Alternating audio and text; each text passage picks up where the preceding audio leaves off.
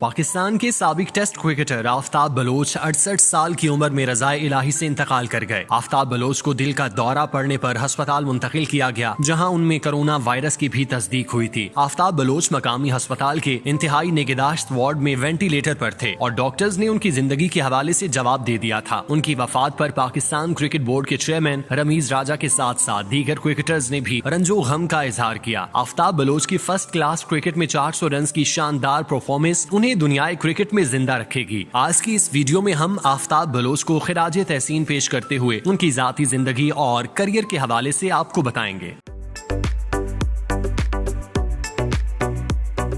Aftab Bloch 1 अप्रैल 1953 को कराची की Bloch Gujarati family में पैदा हुए। आफ्ताब बलोच के वालिद मोहम्मद शमशेर बलोच, जो MS बलोच के नाम से मशहूर थे, फास्ट बॉलर की हैसियत से रणजी ट्रॉफी में और फिर पाकिस्तान बनने के बाद फर्स्ट क्लास क्रिकेट खेले थे। वालिद को क्रिकेट खेलता देखकर आफ्ताब बलोच के दिल में भी क्रिकेटर बनने की ख्वाहिश जागी, जिसे पूरा करने के लिए उन्होंने गली की क्रिकेट से आगाज किया, जिसके बाद वो स्कूल और फिर कॉलेज की सतह पर खेले। आफ्ताब बलोच को कोचिंग के लिए कहीं और जाने की जरूरत न पड़ी, क्योंकि उनके वालिद ही कोच की जिम्मेदारियां अदा करते हुए उन्हें क्रिकेट का सबक देते थे। ताहम उन्होंने मशहूर कोच मास्टर अजीज से भी रहनुमाई ली थी। आफ्ताब बलोच के बड़े भाई करीमुल्लाह बलोच ने भी 4 फर्स्ट क्लास मैच खेले थे, लिहाजा ये कहना बेजाना होगा कि क्रिकेट बलोच खानदान के खून में शामिल थी। आफ्ताब बलोच क्रिकेट का सफर तेजी से तय करते हुए क्लब क्रिकेट से मुंसलिक हुए और फिर कुछ अरसे बाद वो फर्स्ट क्लास क्रिकेट खेलना शुरू हो गए। 14 अगस्त 1969 को कराची के नेशनल स्टेडियम में PWD और हैदराबाद की टीमों के दरमियान कायद-ए-आज़म ट्रॉफी का सहरोजा मैच शुरू हुआ। इस मैच में 16 साल आफ्ताब बलोच ने अपने फर्स्ट क्लास करियर का आगाज किया। उन्होंने मैच के तीनों दिन अपनी गैर मामूली सलाहियतों की ऐसी झलक दिखाई कि हर शख्स यही कहने पर मजबूर हो गया कि इस लड़के को पाकिस्तानी क्रिकेट टीम में आने से ज्यादा देर रोका नहीं जा सकता। आफ्ताब बलोच ने PWD की वाहिद इनिंग्स में 9वें नंबर पर बैटिंग करते हुए 77 रन नॉट आउट की अहम इनिंग्स खेली और अरशद बशीर के साथ 9वीं विकेट की नाकाबिले शिकस्त शराकत में 162 रन का इजाफा किया। आफ्ताब बलोच ने इसी पर इक्तफा नहीं किया, बल्कि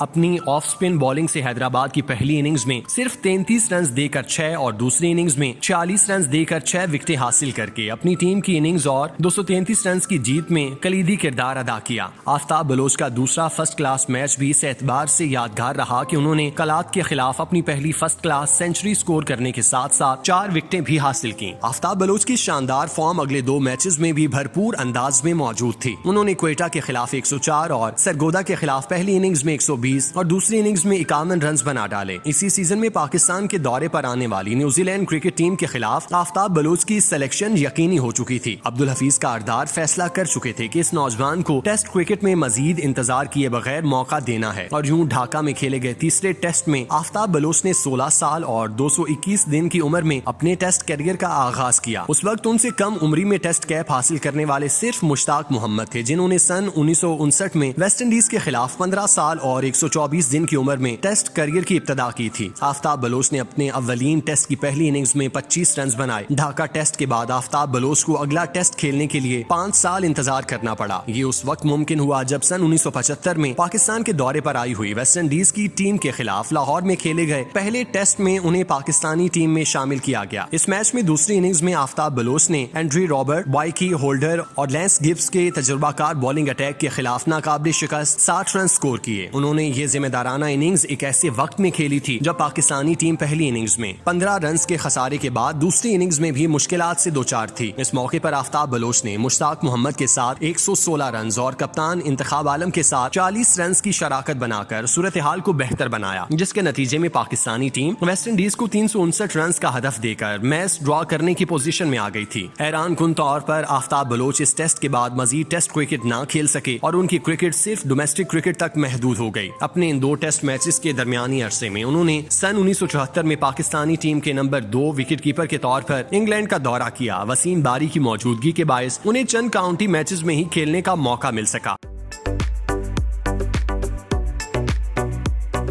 आफ्ताब बलोच दुनिया के उन 8 बल्लेबाजों में शामिल हैं जिन्होंने फर्स्ट क्लास क्रिकेट में 400 या इससे ज्यादा रन की इनिंग्स खेली। वेस्ट इंडीज के ब्रायन लारा और ऑस्ट्रेलिया के बिल पॉन्सफर्ड ने 2 मरतबा ये एजाज हासिल किया। आफ्ताब बलोच को बहरहाल ये मुनफरिद एजाज हासिल है कि वो फर्स्ट क्लास क्रिकेट की एक इनिंग्स में 400 या ज्यादा रन बनाने वाले दुनिया के सबसे कम उम्र बैट्समैन हैं। उस वक्त उनकी उम्र सिर्फ 20 साल थी। ये 20 फरवरी 1974 की बात है जब आफ्ताब बलोच ने कायद-ए-आज़म ट्रॉफी में सिंध की तरफ से खेलते हुए बलोचिस्तान के खिलाफ 428 रन की शानदार इनिंग्स खेली, जिसमें 25 चौके शामिल थे। जब मैच के तीसरे दिन आफ्ताब बलोच 400 रन की तरफ बढ़ रहे थे तो लोगों के जहन में हनीफ मोहम्मद के 499 रन का वर्ल्ड रिकॉर्ड मौजूद था। खुद हनीफ मोहम्मद नेशनल स्टेडियम में मौजूद थे, तहम आफ्ताब बलोच उनका ये रिकॉर्ड न तोड़ सके। अंग्रेज मुसन्निफ रिचर्ड हिलियर ने अपनी किताब राइट ऑन ग्रीन में लिखा कि जब हनीफ मोहम्मद ने 499 रन की इनिंग्स खेली तो उन्हें उस वक्त 10,000 रुपए का सरकारी इनाम मिला था। आफ्ताब बलोच के 428 रन की इनिंग्स पर उन्हें महज 500 रुपए इनाम में मिले, जबकि उस जमाने में उन्हें फर्स्ट क्लास मैच खेलने के एक दिन के सिर्फ 30 रुपए मिला करते थे। दिलचस्प बात यह है कि इस इनिंग्स में आफ्ताब बलोच के साथ बैटिंग करने वाले 16 साल नौजवान बैट्समैन जावेद मियांदाद ने अपनी पहली फर्स्ट क्लास सेंचुरी बनाई थी। आफ्ताब बलोच ने फर्स्ट क्लास क्रिकेट की 172 मैचेस की 266 इनिंग्स खेली, 20 सेंचुरीज और 45 50s की मदद से 9,171 रन बनाए और 223 विकेटें हासिल की। आफ्ताब बलोच क्रिकेट से रिटायर्ड होने के बाद पाकिस्तान अंडर 19 क्रिकेट टीम के मैनेजर और जूनियर सेलेक्टर के तौर पर भी खिदमात अंजाम देते रहे। वो चूंकि कराची में पैदा हुए थे, इसलिए उन्हें सिंध में क्रिकेट के फरोग के लिए सिंध क्रिकेट एसोसिएशन में शामिल किया गया था और वो फाल रुकन की हैसियत से काम करते रहे। पाकिस्तान क्रिकेट बोर्ड के चेयरमैन रमीज राजा ने आफ्ताब बलोच के इंतकाल पर गहरे दुख और अफसोस का इजहार करते हुए कहा कि वो अपने दौर के मकबूल तरीन क्रिकेटर्स में शुमार किए जाते थे। न सिर्फ मुझे आफ्ताब बलोच को एक्शन में देखने का शर्फ हासिल हुआ, बल्कि उनके करियर के आखिरी अय्याम में उनके खिलाफ क्रिकेट भी खेली। रमीज राजा का कहना था कि आफ्ताब बलोच मेरे मरहूम भाई वसीम हसन राजा के करीबी दोस्त थे। वो उन्हें खेल के मैदान से बाहर भी अच्छी तरह जानते थे। वो उनके खेल से लगाव की हमेशा तारीफ करते थे। उन्होंने मजीद कहा कि उस मुश्किल वक्त में वो पीसीबी की जानिब से आफ्ताब बलोच के अहले खाना, करीबी दोस्तों और सिंध क्रिकेट एसोसिएशन के अरकान से ताजियत करते हैं। आफ्ताब बलोच बिलाशुबा पाकिस्तान फर्स्ट क्लास क्रिकेट का बड़ा नाम थे, मगर हमेशा की तरह उनके साथ रिवायती बेहिसी बढ़ती गई। जब वो बीमारी के बायस अस्पताल में दाखिल हुए तो रमीज राजा ने उनकी तीमारदारी करते हुए उनके इलाज के अखराजात बर्दाश्त करने का ऐलान किया था, जो हकीकत की शक्ल इख्तियार न कर सका। इस हवाले से सूबाई और वफाकी हुकूमत भी खामोश तमाशाई बनी रही और किसी ने भी आगे बढ़कर मुल्क का नाम रोशन करने वाले क्रिकेटर की खैरियत दरियाफ्त करना तो दरकिनार, उसे पूछना भी गवारा नहीं किया, जो बिलाशुबा अफसोसनाक है। हनीफ मोहम्मद और ब्रायन लारा के साथ रिकॉर्ड की फहरिस्त में नाम बनाने वाले आफ्ताब बलोच जैसे क्रिकेटर्स बिलाशुबा पाकिस्तान का फख्र थे। हमारी दुआ है कि अल्लाह पाक उनके दराजात बुलंद करे। आमीन।